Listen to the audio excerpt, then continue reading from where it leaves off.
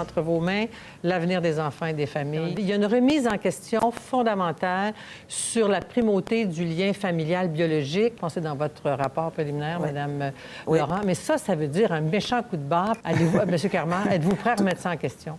Oui, tout à fait. Les choses ont changé. On n'a pas besoin que ce soit la famille biologique. Donc ça, c'est vraiment ce qui va faire avancer nos travaux, je pense, cet automne. Donc on veut attraper ces familles-là. Comme je parlais tantôt, c'est souvent une histoire familiale. On veut les attraper le plus rapidement possible. Puis un des bons endroits pour les attraper, c'est dès la grossesse de la mère. Madame, monsieur, bonjour et bienvenue à la série Les enfants du gouvernement. L'épisode numéro 6 qui traitera de l'égalité dans la primauté parentale. Donc, je me présente, Alain Rioux, pour l'organisme Les Papas en action pour l'équité. Donc, dans notre étude de l'article 4, il reste maintenant une partie sur laquelle il faut nous pencher. Actuellement, la phrase se lit comme suit dans l'article 4. De plus, l'implication des parents doit toujours être favorisée dans la perspective de les amener et de les aider à exercer leurs responsabilités parentales.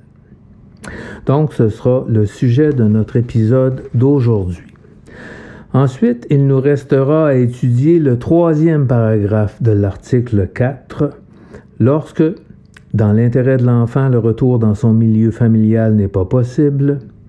La décision doit tendre à lui assurer la continuité des soins et la stabilité des liens et les conditions de vie appropriées à ses besoins et à son âge de façon permanente.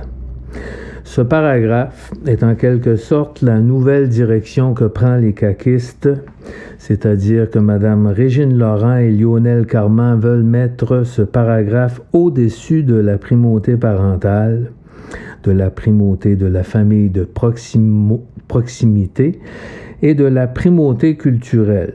Donc, il est évident que leur but est de se donner le pouvoir de transférer l'enfant à l'adoption déguisée.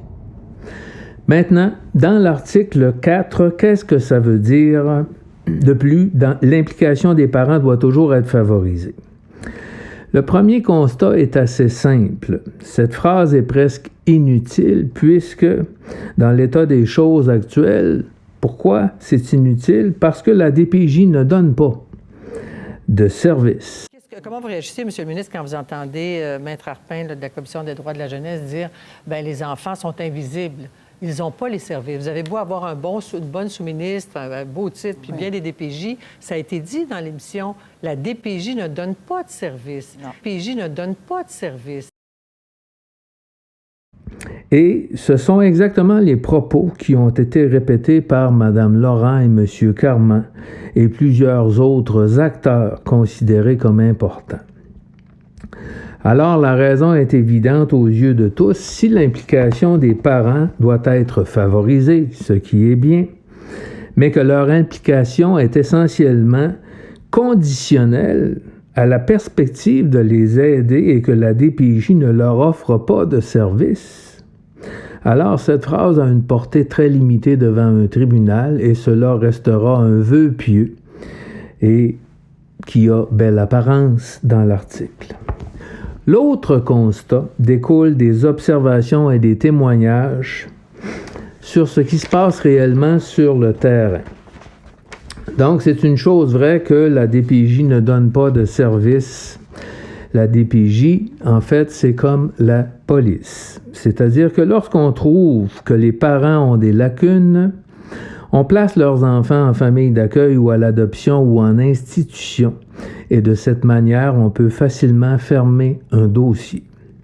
Dans un contexte de coparentalité contemporaine, nous sommes témoins d'une dérive qui a conduit la famille québécoise vers un gouffre béant où l'on balance les parents jetables sans honte et sans scrupule. L'intervention gouvernementale et de la justice ont brisé un grand nombre de vies et causé beaucoup de suicides. S'il est vrai que l'ensemble de tous ces parents jetables du Québec ont majoritairement été des papas depuis les 50 dernières années, ce triste phénomène frappe maintenant de plus en plus de mamans. Ce constat est à lui seul suffisant pour se soucier de protéger la primauté parentale dans la loi. Dans les faits, une immense partie des dossiers à traiter par la DPJ sont des cas de parents séparés et de familles monoparentales.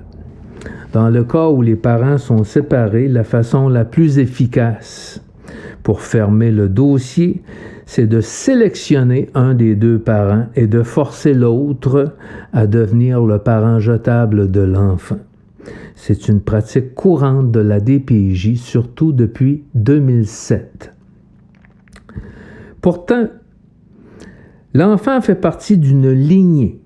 Sauf exception pour des raisons graves, il doit grandir dans ce contexte puisqu'il est issu de la rencontre entre un homme et une femme. A priori, le développement de l'enfant repose sur cette relation triangulaire qui fondamentalement est la source première de son équilibre. La société ne peut plus cautionner la notion de parent jetable dans une logique juridique de l'individu insulaire et de ses droits comme principal fondement des décisions, et ce puisque sans motif sérieux. Cette formule n'est pas concordante avec les principes de justice fondamentale, ni avec les besoins de l'enfant, tels qu'identifiés par les conventions et la recherche scientifique récente.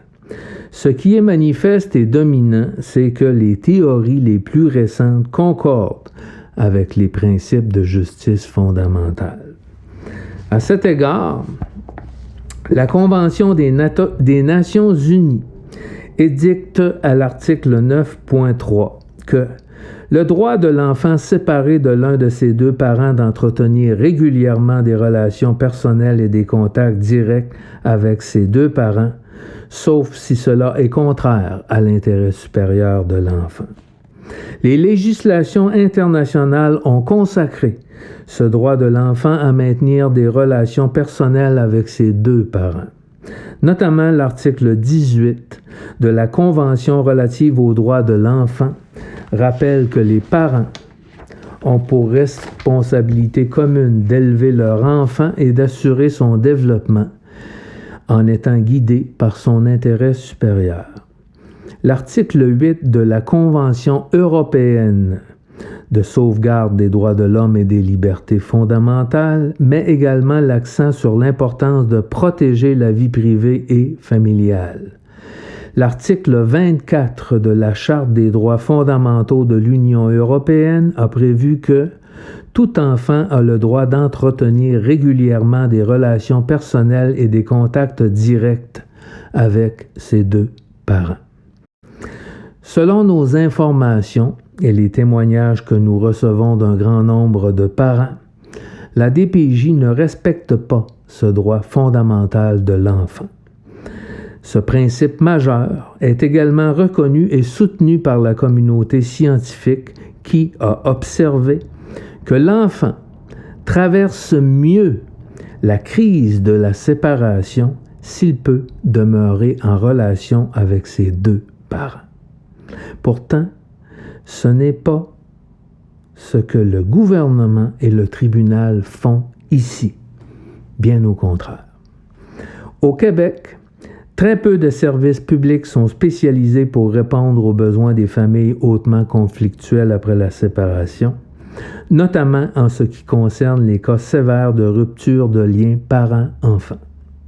Par contre, les projets pilotes, frileusement soutenus depuis 2014 par le ministère de la Justice du Québec, avec un maigre budget en collaboration avec la Cour supérieure, ont récemment montré le bénéfice d'adopter une intervention psychojudiciaire soutenue, telle que le protocole de gestion psychojudiciaire parentalité, conflit, résolution, PCR et maintenant PCR2. Et ce, pour maintenir et recréer les liens parents-enfants. Le rapport sur les projets PCR montre que cette approche non conventionnelle a recréé avec succès les liens brisés parents-enfants, et ce, dans une proportion de 100%. Dans l'état actuel de la loi, le sort de l'hébergement de l'enfant est réglé par la DPJ et entériné par un juge de la Chambre de la jeunesse au cas par cas, en interprétant avec largesse le principe de l'intérêt de l'enfant. Il en résulte que les enfants perdent tout contact avec la famille élargie, soit du côté de leur maman, soit du côté de leur papa. Cependant, ceci est une destruction massive des liens d'affection, plutôt qu'une reconstruction, comme le préconise l'approche de gestion psychojudiciaire, parentalité, conflit, résolution. Cette façon de faire de la DPJ est en progression depuis le projet de loi 125 de 2007, où le législateur a introduit dans la loi le motif de compromission pour mauvais traitement psychologique et la notion de risque sérieux de compromission, de risque sérieux. Par conséquent, la DPJ est maintenant une tierce partie dans ce fléau de disputes acrimonieuses dans le but d'obtenir la garde exclusive de l'enfant. Les parents au caractère manipulateur et planificateur portent des accusations mensongères et font des signalements téméraires de toutes sortes contre l'autre parent. Certains le font sur le conseil de ces avocats qui plaident pour gagner et ne travaillent strictement que pour défendre leur client, le client qui passe avant l'enfant, et le syndic du barreau du Québec ne se penche pas sur l'intérêt de l'enfant mis en cause, puisque le rôle de l'avocat consiste à défendre le client. Malheureusement, lorsque l'on constate l'usage des moyens détournés pour prendre la possession d'état de l'enfant et que les allégations mensongères sont fausses, souvent après 1 an ou 2 ans, quoique le tribunal ne devrait pas cautionner de tels procédés vicieux, la situation de l'enfant s'est cristallisée, et ce, d'autant plus que la notion de temps chez l'enfant entraîne une cristallisation rapide de sa situation. Ainsi, attendu que l'enfant a vécu pendant des mois, voire quelques années, avec son parent manipulateur, c'est le principe de stabilité et de la permanence des soins qui s'applique. De cette manière, la DPJ et le tribunal détruisent d'innombrables vies. Ce qui est inquiétant, c'est que c'est presque toujours le parent le plus intransigeant et parfois le plus méchant qui obtient gain de cause dans ce type d'affaires judiciaires. Le système actuel et le fait que les situations familiales sont rarement harmonieuses après la séparation doit donc être mis dans la balance avec le principe d'égalité. Regardons de plus près notre nouveau système de protection de la jeunesse depuis 2007. Notre analyse des données issues des bilans annuels de la DPJ entre 2003 et 2018 est surprenant.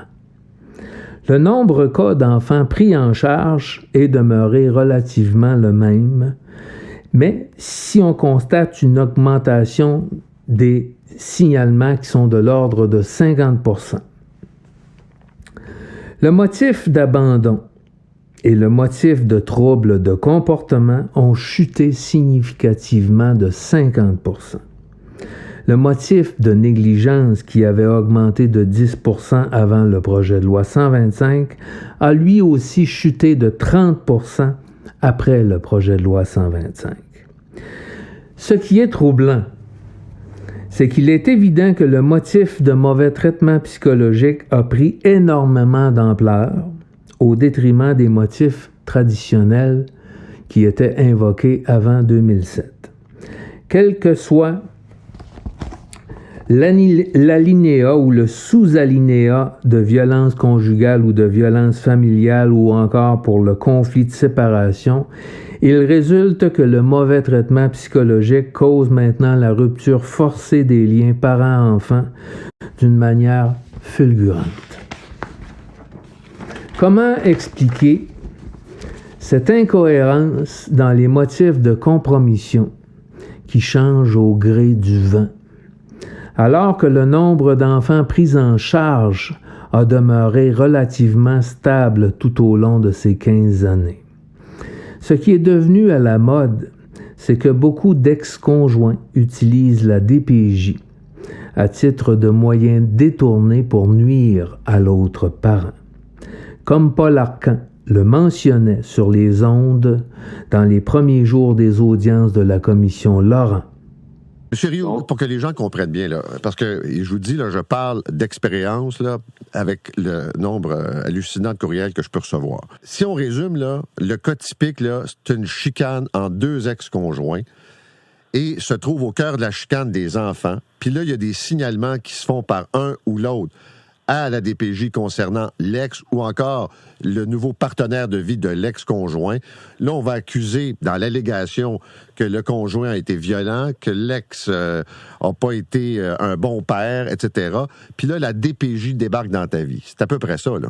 Oui, ça fait partie des scénarios qu'on voit régulièrement, mais comme j'expliquais hier à la commission, quelqu'un qui est un peu manipulateur et qui est bien informé du système de la DPJ va comprendre qu'il est très facile de mettre en place un conflit de séparation, soit en refusant la collaboration en coparentalité ou en posant certaines allégations de violence conjugale ou familiale, qu'elles soient fondées ou non.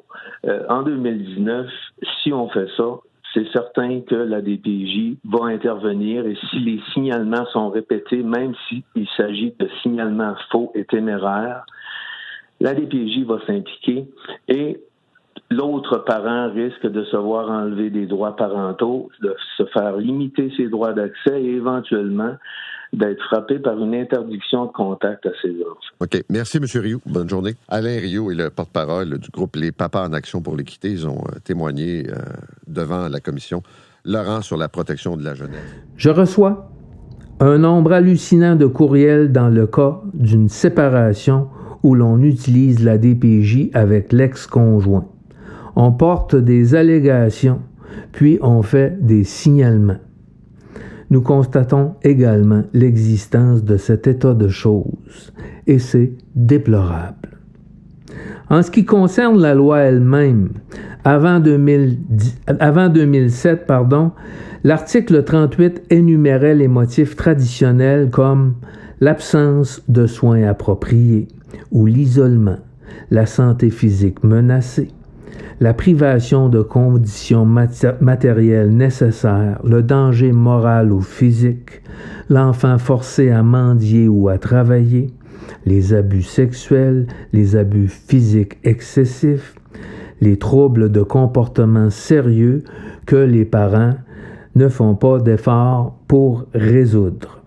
Après 2007, les motifs sont plus larges. La loi dit qu'il y a compromission lorsque l'enfant subit de façon grave ou continue des comportements d'indifférence, de dénigrement, de rejet affectif, de contrôle excessif ou qu'il est exposé à la violence conjugale ou familiale. Sur la question des abus physiques, la loi ajoute maintenant la notion de risque sérieux. Par exemple, le risque de subir des sévices corporels ou d'être soumis à des méthodes éducatives déraisonnables.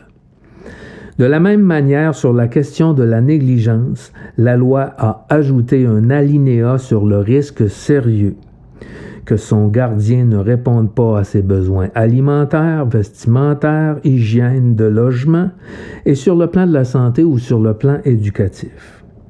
Donc, Nous ne sommes plus dans les faits véritables et bien fondés, mais dans le droit de la DPJ de douter des parents de l'enfant. La spéculation et l'hypothèse que la compromission peut être possible est maintenant devenue la norme nationale, même si cette loi a été créée pour n'intervenir que dans des cas exceptionnels. En 2 mots, nul besoin de respecter l'esprit fondamental de cette loi, ce qui en soi est un abus flagrant et très dangereux comme vision de mise en application.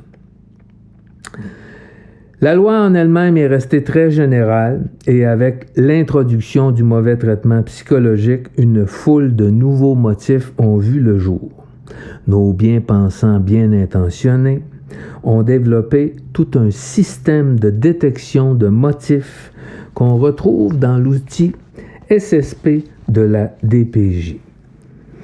L'outil SSP, Système de soutien à la pratique, a été développé par l'Association des centres jeunesse pour ventiler l'article 38.1 de la loi.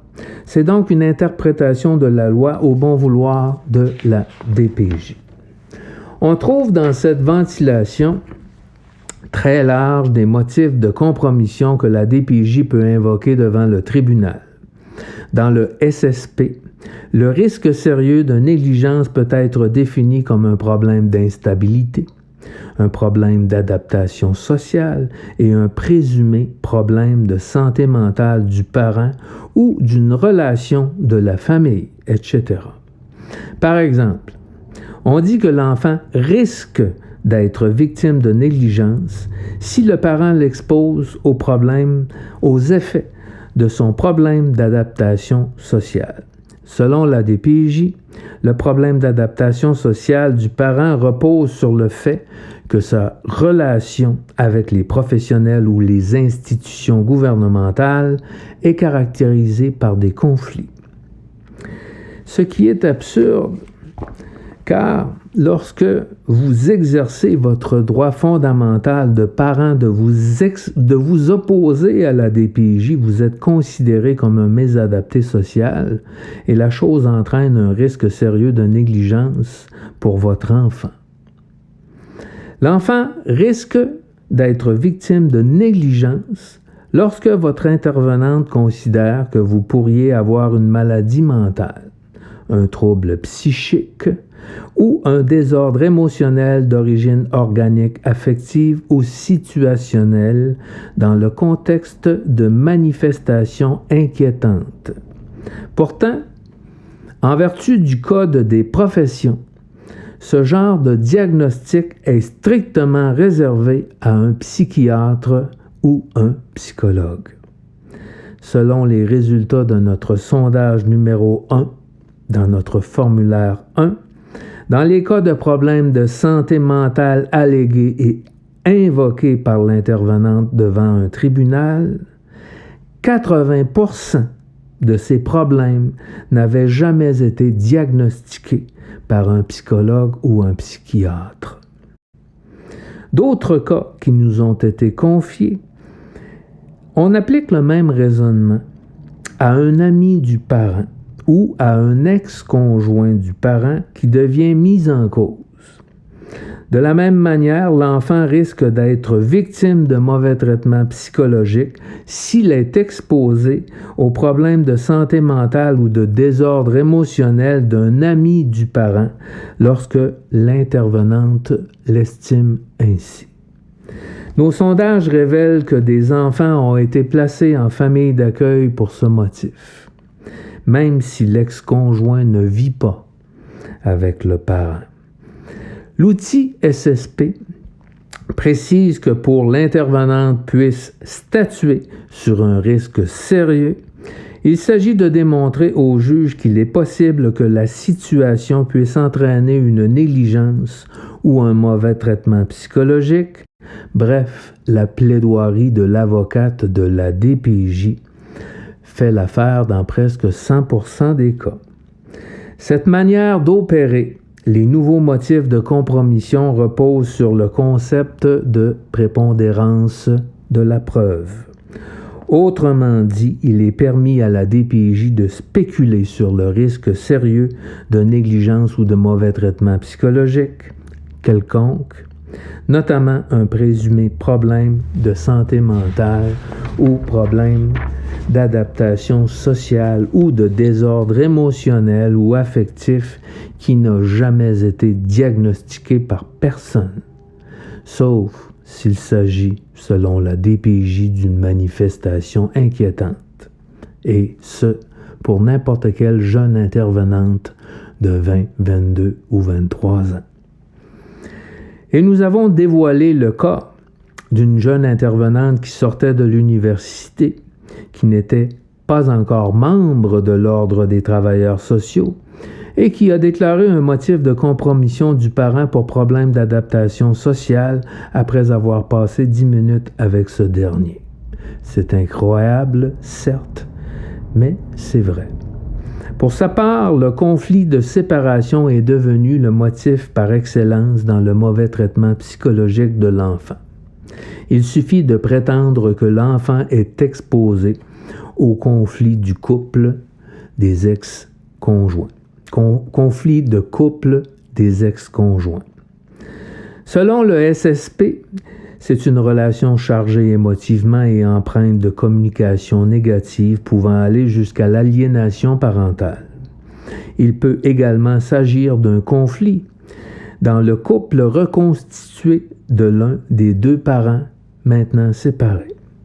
Selon nos informations, on utilise souvent les faux problèmes de santé mentale ou d'instabilité, surtout pour écarter maman de l'enfant lorsque le couple est séparé.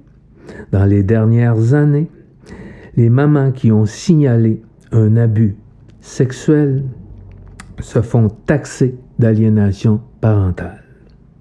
Par ailleurs, la DPJ utilise le problème d'adaptation sociale ou le faux motif de violence conjugale ou familiale pour écarter papa de la vie de l'enfant lorsque le couple est séparé. Les intervenantes associent des motifs téméraires aux motifs de conflit de séparation. Dans certains cas, la DPJ empêche toutes les communications directes entre les parents séparés et limite leur communication au minimum sous le prétexte de tenter de résoudre la situation de conflit. Ensuite, l'incohérente DPJ invoque le conflit parental devant le tribunal en alléguant que dans les faits, les parents sont incapables de communiquer entre eux, sans dire que c'est par la force des choses. Bien entendu, le parent pris en grippe par l'intervenante sera le parent taxé d'alimenter le conflit de séparation, ce que l'on retrouve régulièrement dans les rapports psychosociaux et les jugements. En somme, la DPJ s'est dotée d'une foule de moyens qu'elle associe au conflit de séparation pour en arriver à se débarrasser d'un des deux parents de l'enfant. Ce modus operandi est révoltant et ne fait que jeter de l'huile sur le feu. En vérité, dans ce nouveau contexte, c'est plutôt l'intervention de la DPJ qui devient un mauvais traitement psychologique pour tous les membres de la famille.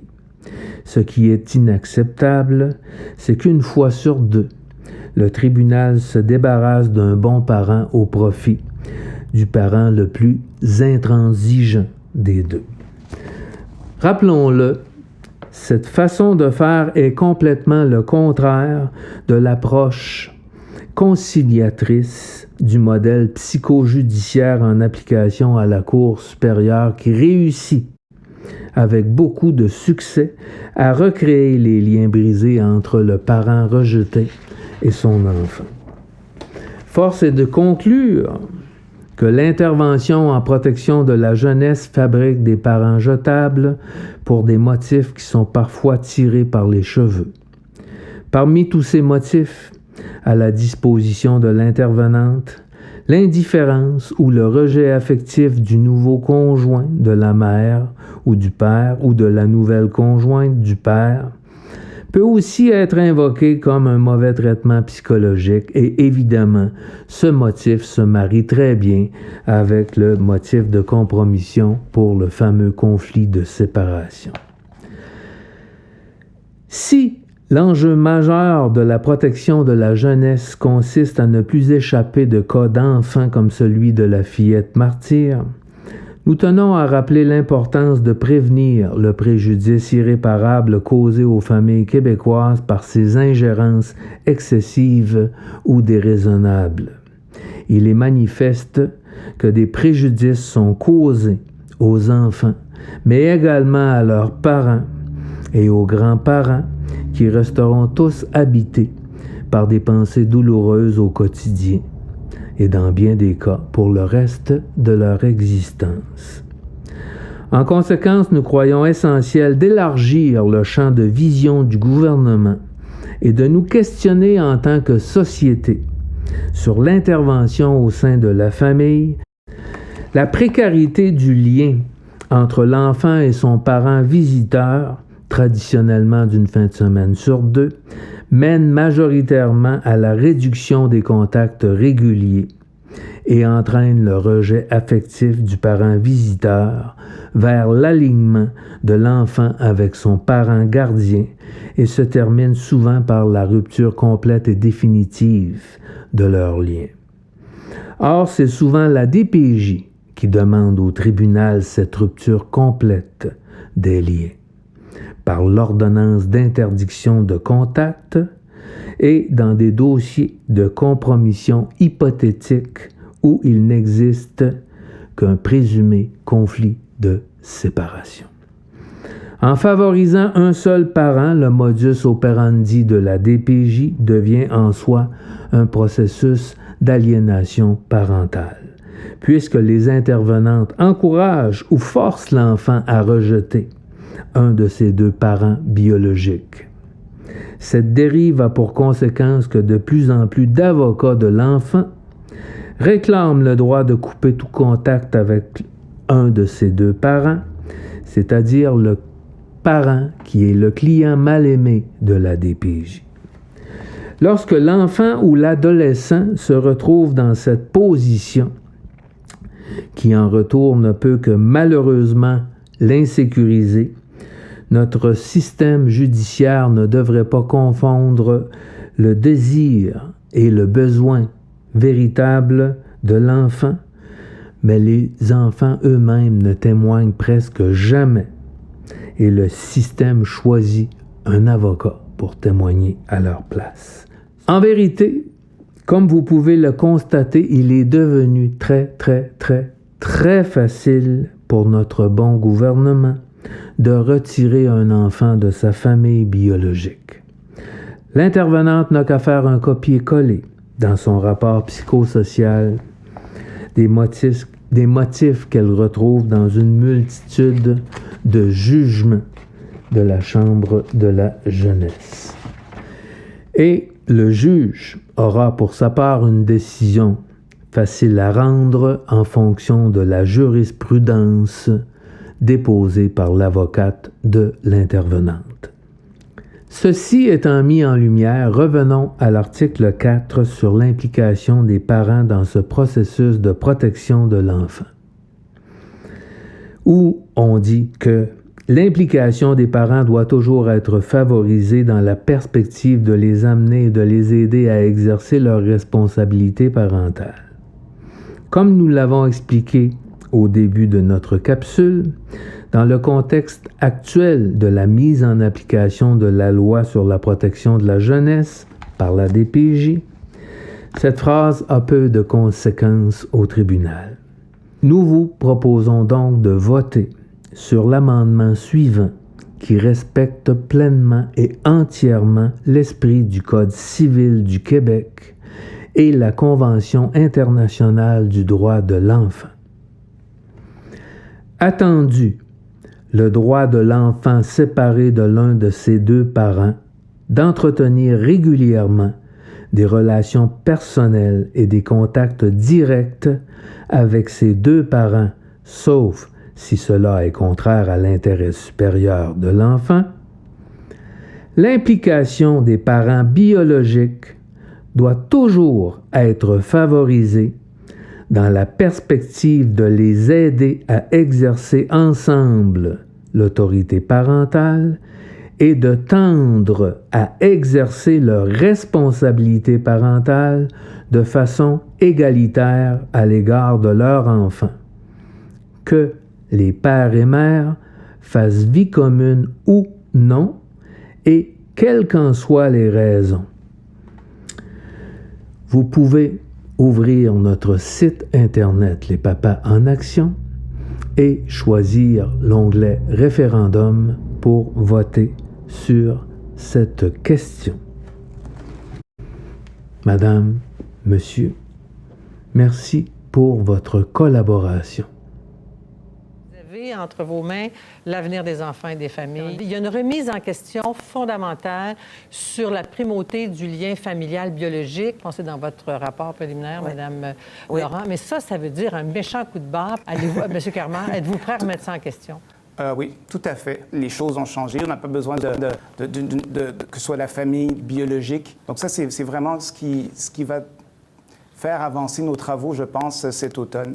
Donc, on veut attraper ces familles-là. Comme je parlais tantôt, c'est souvent une histoire familiale. On veut les attraper le plus rapidement possible. Puis, un des bons endroits pour les attraper, c'est dès la grossesse de la mère.